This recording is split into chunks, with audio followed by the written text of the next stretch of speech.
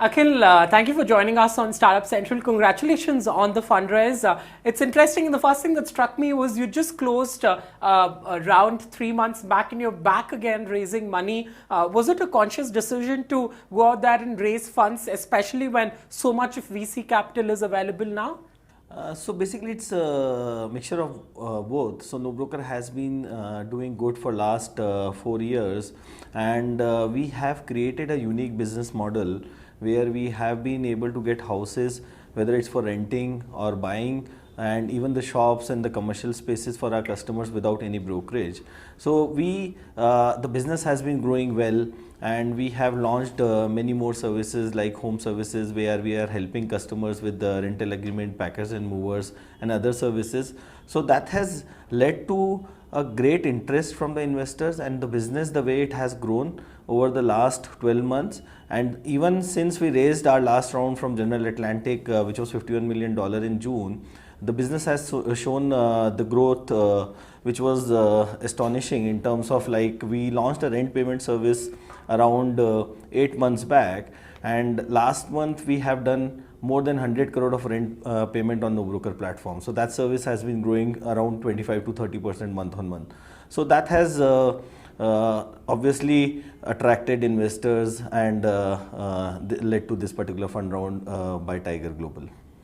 But could you break it down for us as to where you plan to deploy these funds? Because you have close to $100 million now. Also, it's interesting that you've not gone all out in the market, so to say, with multiple cities being launched.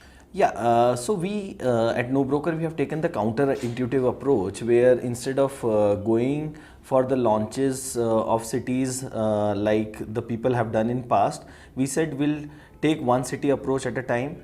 In last 4 years, what we have done is we have launched cities slowly, and we have focused more onto the business model. So in 4 years, we have perfected our business model, because the main reason being the model like NoBroker does not exist anywhere across the globe. If you see across the globe, nobody charges you upfront for using the services.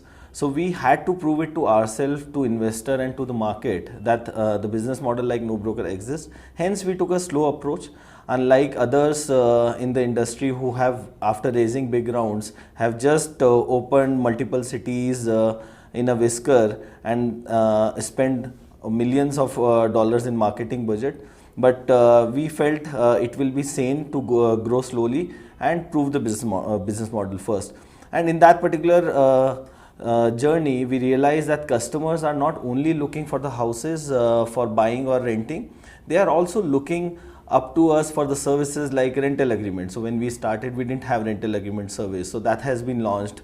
Then people said, okay, you have got a house for us, but how do I move? I need packer and mover service. So NoBroker has packer and mover service, where one can get instant quote, make the payment, and one of our vendor executes the service for them. And recently, as I mentioned earlier, we launched the rent payment service, where we are unlocking the power of credit card and digital payment modes, where one can just come to the NoBroker platform, give us the details of the owner, and say this is the rent to be paid every month, and automatically rent is debited and paid to the owner within 2 to 5 minutes after the transaction is done onto the platform.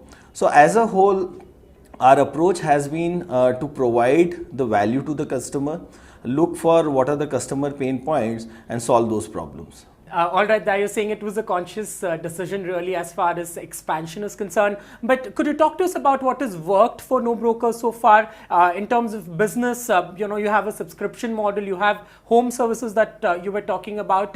How does all of this really pan out when it comes to business? What's the fastest growing category? What are people increasingly looking for on the platform? So in terms of the revenue, we will always our major portion comes from the subscription, where it's the primary services, getting the houses on rent or helping customers buy a house or take the commercial property. That is the major one. In terms of the services, the complete home services business is a pretty new one. So we have launched services in last 12-18 months, and they contribute to 25% of our business as of now. The packers and movers is one of the biggest service for us, along with the rental agreement. And now we have launched home loan, we have launched home cleaning, home painting services, And the recent and the biggest of all is the rent payment, where we did 100 crores of rent payment on NoBroker platform last month. Interesting, a lot of interesting trends there that's playing out. But Akhil, also the one big challenge for people renting out homes is the fact that we have to deal with so much more of stereotypes, especially, for example, bachelors find it increasingly difficult to rent homes. Have you been able to address problems around that, and how have you been able to overcome challenges on that front, considering technology is at the core of the offering itself? See, when we started, me, Amit and Saurabh, when we founded this company, we were looking for an idea, and each one of had at least rented one or two houses before we started NoBroker, and we knew the pain which exists with engaging a broker to find a house. Brokers have been, so there is no association, there is no regulation, there is no certification which a broker needs to pass to engage. Any roadside guy can be a broker when he has the details of the owner, and then they charge you 1 month of the brokerage. So a typical broker will take 1 month from the owner and 1 month from the tenant, which makes 18%, 2 months of the brokerage on 11-month contract. And cities like Bombay, after 11 months, the brokers come back and they charge you again. So it's a very big hole onto the pocket vis-a-vis the kind of service what they have been provided. So we said, if we look around, there have been platforms in travel space, in entertainment space, which have made the complete transaction as a service instead of engaging the people offline. And that gave us an idea that why not we have something like NoBroker, where genuine parties come onto the platform and they do the transaction within themselves. And we said, okay, instead of taking the operations approach, instead of taking going onto the street and solve the problem, we will engage technology to solve this particular problem. But also, correct me if I'm wrong, you have had a challenging start, so to say. I do remember of this particular incident when your Bangalore office, for that matter, was ransacked, attacked by local brokers of the city. Was it difficult to deal with, especially when you're trying to solve that problem early on, and it is an India-specific problem, really? Yes, and as you rightly said, we were attacked by around 50-60 brokers who came to our first office. But as you know, disruption comes at a price, and the day we had this attack on our office, we knew that we are doing something right, and it is helping customers. Hence, that further proved our it further proved our vision of the business, and it gave us more strength to get into the business and do it more strongly. Interesting. But Akhil, while you're solving an India-specific problem, you're also betting massively on the millennial mindset, so to say, people who are on the go, want to rent out, and considering all of this is available on the app. What are those distinctive trends that have really stood out? Are people increasingly willing to pay for offerings on the platform, or is this freemium model, so to say, panning out quite well? So right now, if you see, the next best alternative other than NoBroker for a customer is engaging with the broker. And as I said, for a 25,000 or 30,000 rupees rental house, you have to pay 30,000 rupees as a brokerage. You will pay and your owner will pay, which is 60,000 rupees for an 11-month contract. So at NoBroker, you come onto the platform, you get 9 contacts for free. You find a house in 9 contacts, we are more than happy. If you don't, then you have an option where you can take one of our rental plans, which starts from 99 rupees, 999 rupees, and get 25 more owner contacts. Or you can even get a relationship manager, phone relationship manager, who helps you in finding the leads, scheduling the meetings for you. That is 2,999 rupees. So if you see, even when we are charging a fraction of the amount what customer would have paid as a brokerage.